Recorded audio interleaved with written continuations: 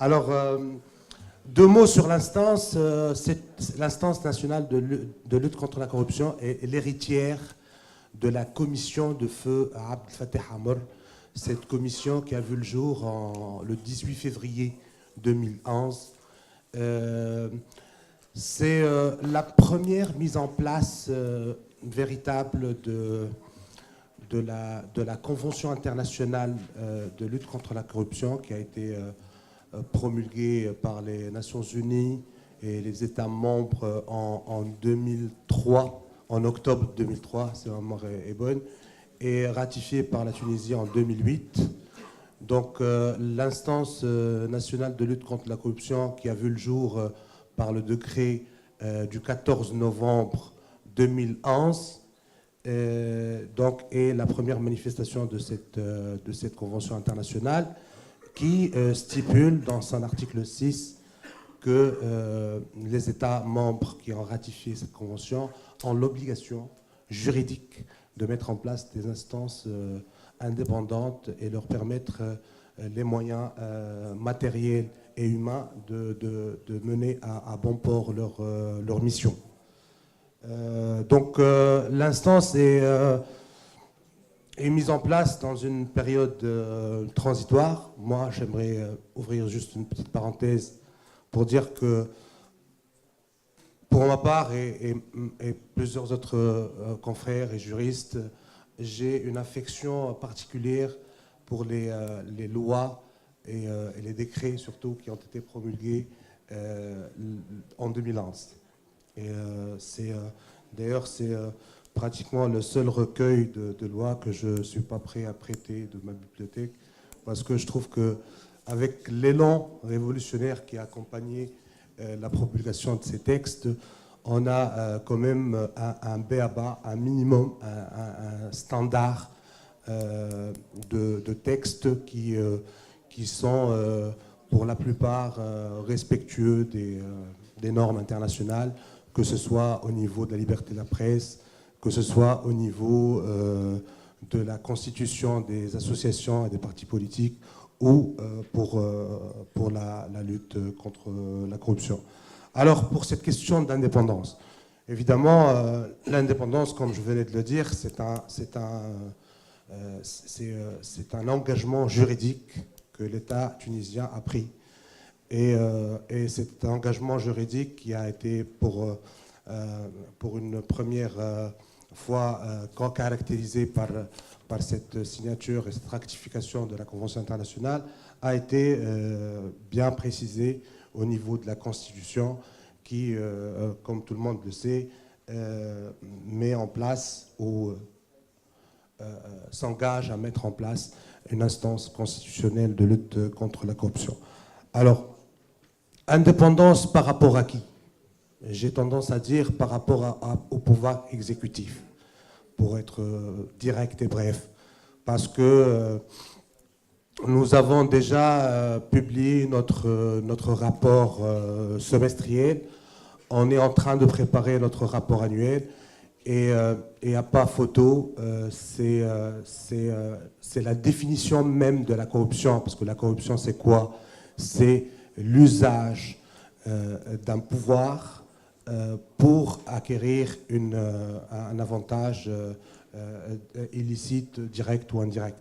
C'est au fait l'administration, c'est le pouvoir législatif qui fait le plus gros lot du contrôle ou des attributions de l'INLUC, de l'Instance nationale de lutte contre la corruption. Du coup, c'est tout à fait clair que l'indépendance est, de ce point de vue, c'est-à-dire, et de ce point de vue, parfaitement légitime de croire que c'est le pouvoir législatif. Et alors, pour parler du pouvoir législatif, je vais peut-être vous raconter votre histoire.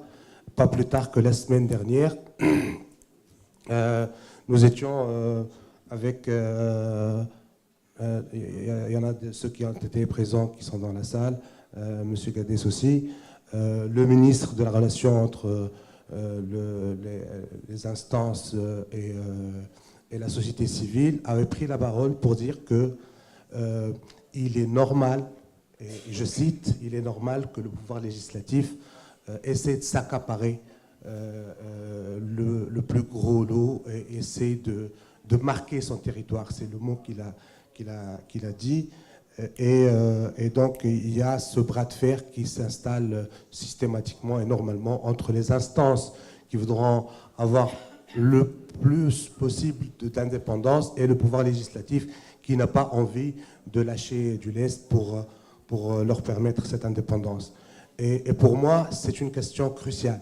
Pourquoi? Parce que c'est un état d'esprit qui règne justement sur cette démarche de légiférer cette loi cadre pour les instances indépendantes. Et je considère personnellement, je pense que je ne suis pas le seul à le penser, que là, en ce moment, on est en train de bâtir, entre guillemets, les instances et les institutions de la Deuxième République. Et bâtir ces instances devrait se faire sur la base d'un autre esprit que de cet esprit de concurrence et d'acharnement pour gagner du terrain.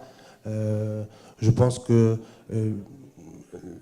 il vaudrait mieux être dans une logique d'échange et de collégialité plutôt que dans une logique de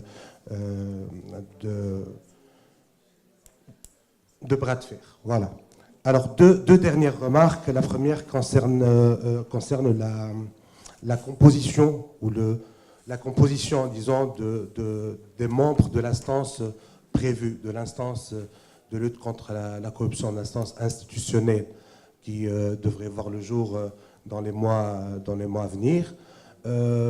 Les textes, les drafts que nous avons consultés prévoient un nombre n'excédant pas 10 personnes pour constituer le board de l'instance. Alors qu'on est en train de crouler sous les dossiers à partir du moment où la commission de M.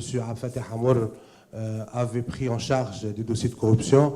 Il y en a eu jusqu'à aujourd'hui quelque chose comme 25 000 dossiers, alors que le législateur prévoit uniquement 10 personnes pour constituer le conseil de l'instance nationale de lutte contre la corruption.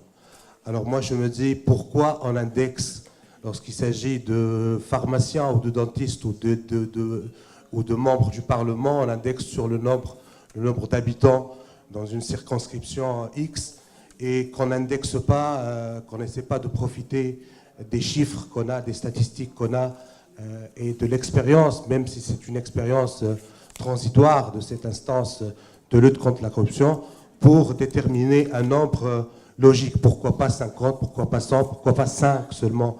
C'est-à-dire que c'était une logique que moi je n'admets pas et que je pense qu'elle influence aussi cette question d'indépendance. Une toute dernière remarque, j'aimerais qu'on s'oriente tous un peu aussi vers l'advocacy, vers faire un certain lobbying pour essayer de... Plaidoyer. Voilà, pour un plaidoyer pour essayer d'influencer ou d'essayer de mettre une pression à travers les médias, à travers d'autres actions, et ne pas rester comme ça dans des conférences et dans des salles fermées, et d'essayer d'acquérir le plus possible une opinion publique favorable, parce qu'on a vu que toutes les questions qui ont allé chercher une opinion publique favorable ont réussi en très peu de temps à avoir des résultats probants. Je vous remercie pour votre attention et merci.